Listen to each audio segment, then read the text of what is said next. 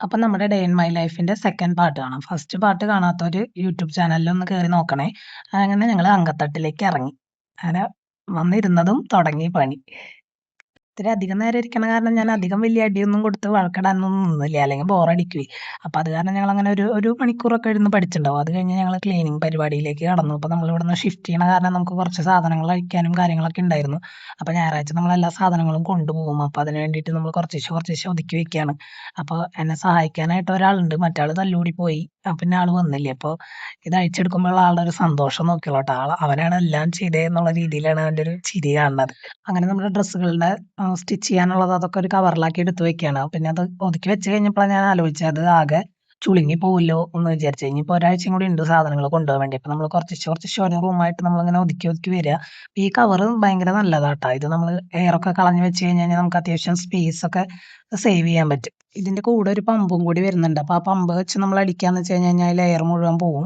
അങ്ങനെയാണ്. അപ്പോൾ ഞാനിപ്പോൾ അത് പമ്പ് വെച്ച് അടിക്കുന്നില്ല. എന്താണെന്ന് വെച്ചാൽ വലിയ കവറാണ്. അപ്പോൾ അത് പമ്പ് വെച്ച് അടിച്ചെടുക്കാൻ എളുപ്പമല്ല. അപ്പോൾ അത് കാരണം ഞാൻ വെറുതെ അതൊന്ന് മടക്കി സൈഡിലേക്ക് സെറ്റാക്കി വെക്കുന്നുണ്ട്. ഓരോന്നോരോന്ന് കഴിയണത് മുഴുവൻ ഞാൻ സൈഡിലേക്ക് സെറ്റാക്കി വെക്കും. അങ്ങനെ നമ്മുടെ കയ്യിൽ വലിയ കവറുകൾ ഉണ്ടായിരുന്നതിലൊക്കെ നമ്മൾ തയ്ക്കണ സാധനങ്ങളും അതൊക്കെ ആയിട്ട് സൈഡിലേക്ക് മാറ്റി വെക്കുക.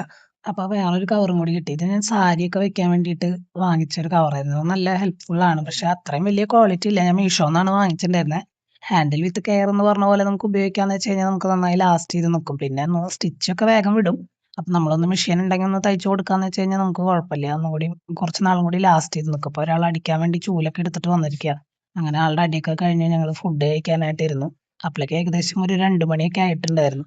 ഫുഡിന്റെ കറിയൊക്കെ ഇന്നലെ തന്നെ ഉണ്ടായിരുന്ന കാരണം പിന്നെ കുക്കിങ്ങിന്റെ ഭാഗത്തേക്ക് അങ്ങോട്ട് കടക്കേണ്ടി വന്നില്ല. അപ്പൊ ഓരോന്നായിട്ട് ഞാൻ അവരെ വിളിക്കും. ഓരോ സാധനങ്ങൾ എടുത്ത് കൊണ്ടുവന്ന് വെക്കാൻ പറഞ്ഞിട്ട് അപ്പൊ അങ്ങനെ ഓരോരുത്തർ ഓരോ സാധനങ്ങൾ ഇങ്ങനെ കൊണ്ടുവന്ന് വെച്ച് ഞങ്ങൾ 3 പേരും കൂടി ഇരുന്ന് ഞായറാഴ്ച ദിവസങ്ങളിൽ അങ്ങനെയാണ്. എല്ലാവരും കൂടി ഉണ്ട്, ചേട്ടനും കൂടി ഉണ്ടെന്ന് വെച്ച് കഴിഞ്ഞാൽ ഞങ്ങൾ എല്ലാവരും കൂടി ഇരുന്ന് ആണ് ഫുഡ് കഴിക്കുക. മൂത്ത ആൾക്കാണെങ്കിൽ ത്രോട്ട് ഇൻഫെക്ഷൻ വന്നിട്ട് ഇരിക്കുക. അപ്പൊ അവനാണെങ്കിൽ തൈര് തീരെ കഴിക്കാത്ത ആളായിരുന്നു. അപ്പൊ അത് മാറും എന്ന് പറഞ്ഞപ്പോൾ ആള് വേഗം തൈരൊക്കെ എടുത്ത് കഴിക്കുക. ചെറുതനാണെങ്കിൽ തൈര് കണ്ടു കഴിഞ്ഞാൽ ഭയങ്കര ഇഷ്ടമാണ്. അങ്ങനെ സിദ്ധുവിനോട് ചോദിച്ചിട്ട് സിദ്ധു കൊടുത്തില്ലേ. അപ്പൊ ആള് പോയി അത് ഫ്രിഡ്ജിൽ നിന്ന് വേറൊരു പാത്രം കൂടി എടുത്തുകൊണ്ടുവന്നു. ആ പാത്രം മുഴുവൻ ഇരുന്ന് കഴിക്കാന്ന് വെച്ച് കഴിഞ്ഞാൽ അത് മുഴുവൻ ഇരുന്ന് അപ്പം ഇരുന്ന് കഴിക്കും.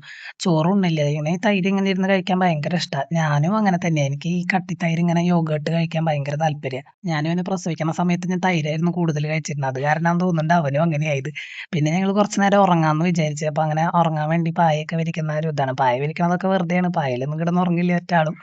അങ്ങനെ ഉറങ്ങാൻ കിടന്ന് കുറച്ച് നേരം ഞങ്ങൾ 3 പേരും കൂടിയൊക്കെ ഒന്ന് കളിച്ച് അങ്ങനെ ഒരു 4 മണി വരെ ഞങ്ങൾ കിടന്നുറങ്ങി. 4 മണി വരെ എന്ന് പറയാൻ പറ്റില്ല. അവരൊന്നും ഉറങ്ങിയില്ല. ഞാൻ മാത്രമേ കിടന്നുറങ്ങിയുള്ളൂ. ഞാൻ വാതിൽ കുറ്റിയിട്ടിട്ട് ഞങ്ങളങ്ങനെ കിടന്നുറങ്ങി.